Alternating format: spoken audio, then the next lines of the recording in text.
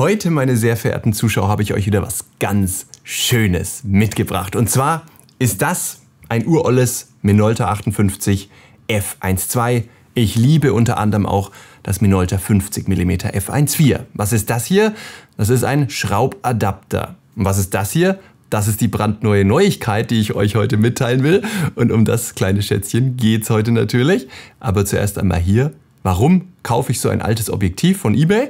Weil es eine Seele hat. Weil es ein besonderes Bokeh macht. Weil das Bokeh lebendig ist. Weil der Charakter einer Minolta-Linse einfach retro ist. Und das möchte ich manchmal haben. Warum will ich das haben, wenn wir viel modernere, schärfere, tollere Objektive haben? Weil das oftmals schnell ein bisschen seelenlos, ein bisschen zu technisch perfekt ist und natürlich auch viel, viel teurer. Und ein Objektiv zu haben, das eine Sprache hat, das ein tolles Bokeh hat, das vielleicht tolle Flares hat, das ist ein Bokeh, das nicht immer, aber bei mir auch durchaus immer mal wieder gerne gewünscht ist. Und da stelle ich euch heute das brandneue TT Artisan 100 mm f2.8 Bubble Bokeh Objektiv vor. Und was dieses Teil kann, siehst du in diesem Video. Viel Spaß!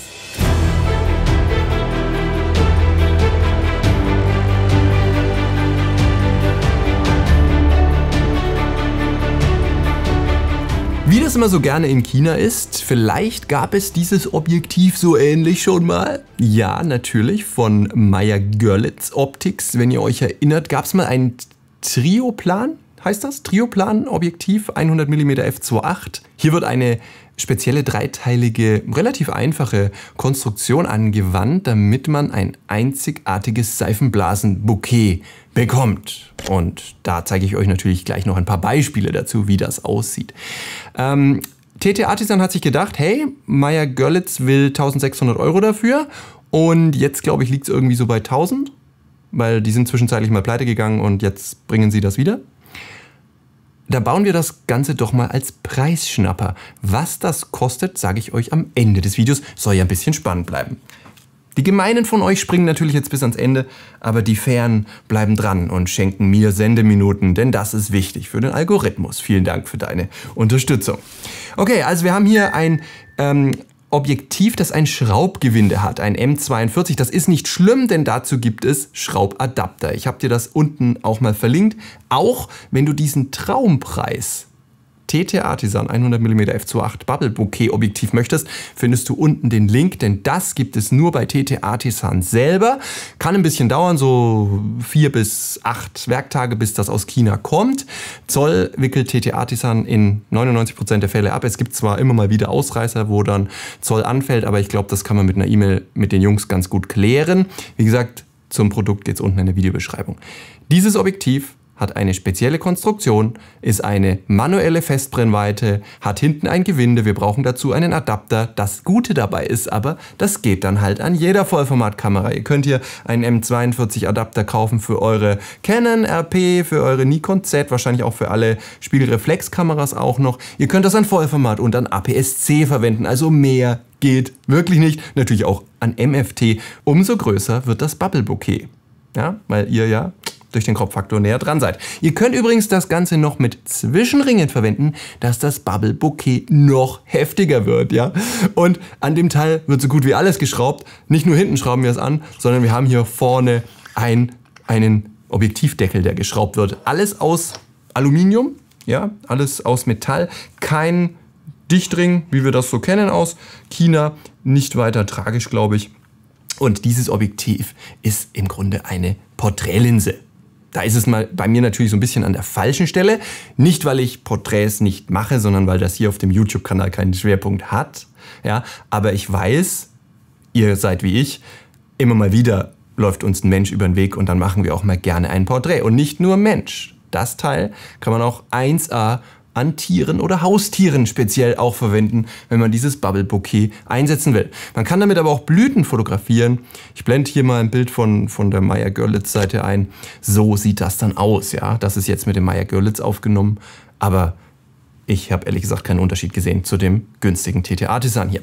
Ist übrigens kein Werbevideo. Ich habe den Prototypen gestellt bekommen. Deswegen blende ich Werbung ein. Aber ich kann sagen, was ich will. Es gibt überhaupt keine Absprachen. Ich habe nicht mal eine originale Schachtel bekommen. Ja, ich habe nur einen Klebezettel von Marion bekommen. Denn darauf steht schon mal der Preis. Ja? So, also ich habe nicht mal die originale Schachtel. Ich weiß auch nicht, ob es dazu noch eine Gegenlichtblende geben wird. Eine Schraubgegenlichtblende können wir ja sowieso immer anbringen. Gibt es auch auf Amazon für ein paar Euro. Aber es ist natürlich so, ob die kommt, weiß ich nicht. Ob die dabei ist, weiß ich nicht. Ich habe es halt so bekommen. Ja, also wie gesagt, 100 mm, klassische Porträt-Brennweite. Das heißt, natürliche Proportionen von Mensch und Tier. Ja. Und wir haben eine verstellbare Blende hier über diesen Ring. Ich meine natürlich über diesen Ring da vorne. Von F28 bis 22. Die Naheinstellgrenze ist zufällig auch 0,9 Meter. Denn das ist exakt das, was Meyer Görlitz auch macht. Ja. Zufällig. Okay.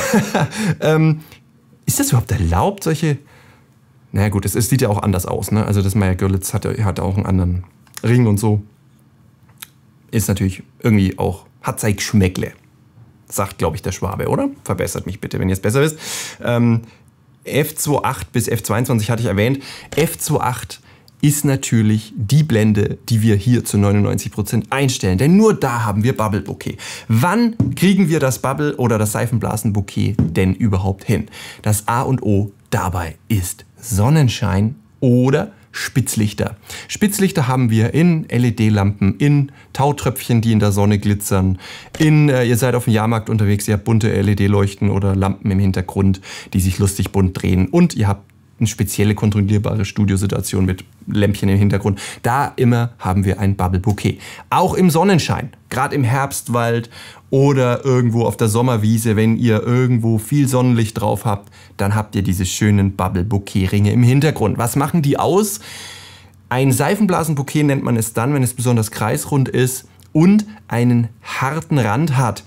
Viele Hersteller bemühen sich ja, ein besonders softes, weiches Bokeh zu machen. Auch gerade eben Sony G-Master wirbt gerne damit, dass durch 11 gerundete Blendenlamellen ein besonders runder Bokehball entsteht, der bis zu den Ecken auch rund bleibt. Das ist auch so ein Qualitätskriterium. Oft ist das ja dann auch so ein bisschen katzenaugenmäßig am Rand. Ist bei diesen Linsen aber auch so. Das gehört auch irgendwo zum Retro-Touch dazu. Und es ist natürlich so, dass die versuchen, dass der Bokehball, der Kreis, eben zu den Rändern hin so wegsoftet. Das ist ein sehr cleanes, technisch sauberes Bokeh, was aber halt manchmal auch ein bisschen langweilig wird, ja. Und deswegen gibt es so manuelle Retro-Linsen. Die ist aber nagelneu, wie gesagt, jetzt erst rausgekommen. Stand heute, darf ich darüber erst erzählen. Ich habe sie natürlich schon ein bisschen früher gehabt. Das Ding ist natürlich super leicht, hat keinen Autofokusmotor, kann auch kein Makro, sei denn ihr dreht es um. Das geht natürlich immer. Oder ihr nehmt Distanzringe, dann habt ihr auch eine nähere Naheinstellgrenze. Ja, ansonsten kann das nicht viel. Gewindedurchmesser vorne 49 mm. Ich habe damit fotografiert und ich sag euch gleich, die F28 ist nicht die schärfste Blende.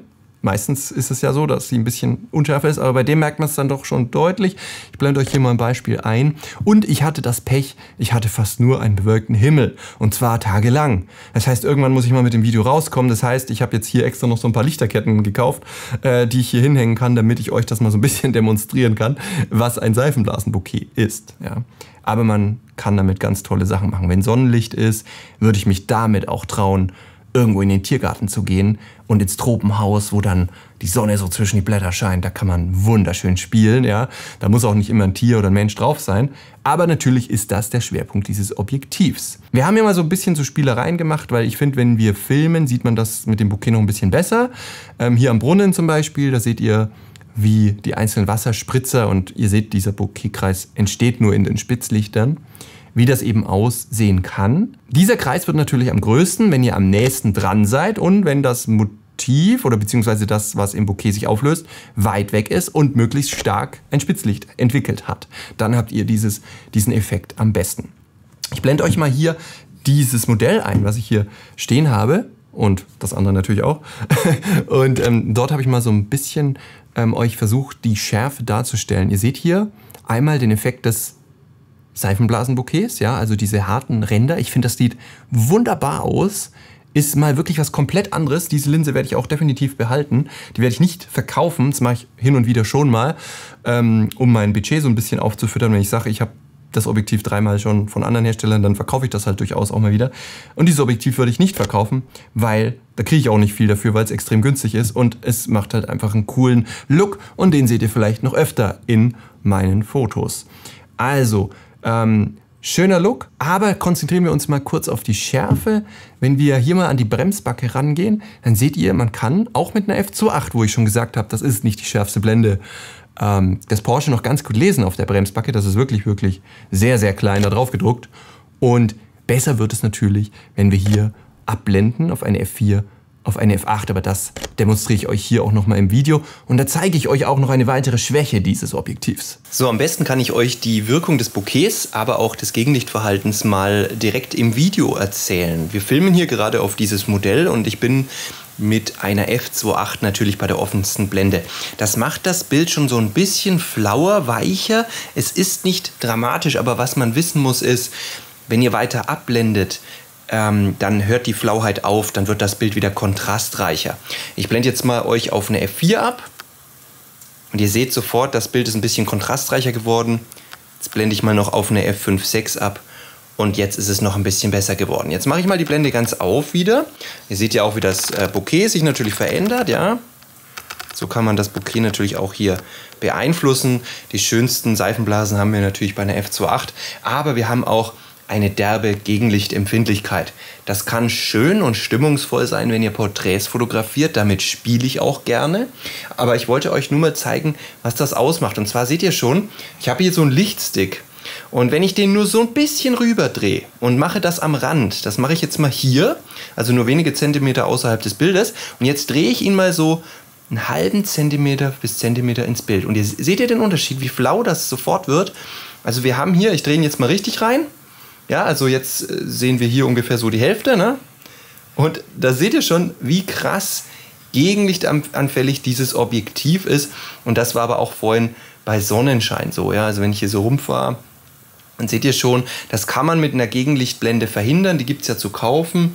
Würde ich euch auch empfehlen, wenn ihr dieses Flaring nicht wollt. Auch wenn wir jetzt hier zum Beispiel diesen kleinen LED-Ring uns holen, ja, wenn ich jetzt zum Beispiel die Sticks mal wieder auf die dunkelste Stelle drehe, sodass wirklich, da seht ihr schon, dass wir auch, obwohl die LEDs hier so schwach sind, ein doch schon ordentliches Flaring haben. Also ich bewege jetzt hier diesen Ring ungefähr 30 cm von dem Objektiv entfernt im Kreis, ne? Und ihr seht, obwohl keine LED so richtig im Bild ist, habt ihr deutliches Flaring. Also das Objektiv ist extrem anfällig für Flaring, aber ganz ehrlich, das macht es auch wiederum besonders, ja. Denn wenn wir ein glatt gebügeltes Bokeh ohne Seele hätten, dann hätten wir ja einfach nur ein normales, modernes, scharfes, kontrastreiches Objektiv auf der Kamera. Und genau das wollen wir eben nicht, wenn wir mit so einem Spezialobjektiv, mit so einem Bubble-Objektiv unterwegs sind. Fazit zu diesem Objektiv. Würde das Objektiv 500 € kosten, dann hätte ich schon irgendwie ein bisschen Bauchschmerzen. Würde ich sagen, ja okay, kann man kaufen, wenn man das Bokeh will, weil das Doppelte von Meyer Görlitz, also Meyer Görlitz will das Doppelte. Dann hätte ich gesagt, gut, 500 €, nehmt es in die Hand, macht das. Aber als ich diesen Preis gehört habe, habe ich mir gedacht, da kann man nichts mehr falsch machen. Das ist eine klare Empfehlung. Ja? Das Objektiv ist eine günstige Gurke, hat seine Schwächen, hat aber auch das Traum-Bubble-Bokeh und es ist durchaus brauchbar. Also wer denkt, er ist nur ein super Fotograf, wenn er eine technisch einwandfreie Linse hat, ist sowieso fehl am Platz. Ja? Denn wesentlich entscheidender ist das, was du mit dem Motiv erzählst und was du für ein Motiv fotografiert hast. Und dann ist das Objektiv 10-rangig. Also nicht mal zweitrangig, also komplett unwichtig. Keiner würde sich darüber aufregen, dass hier so ein bisschen mehr chromatische Aberrationen sind oder hier so ein bisschen mehr Vignette. Ich war mit dem Objektiv sehr zufrieden, ich werde es definitiv behalten. Wie gesagt, unten ist der Link, wenn du es auch brauchst oder anschauen möchtest. Ich danke dir für deine Aufmerksamkeit, für dein Zusehen und dein treues Einschalten und wünsche dir eine super schöne Zeit. Bis zum nächsten Mal wieder. Tschüss!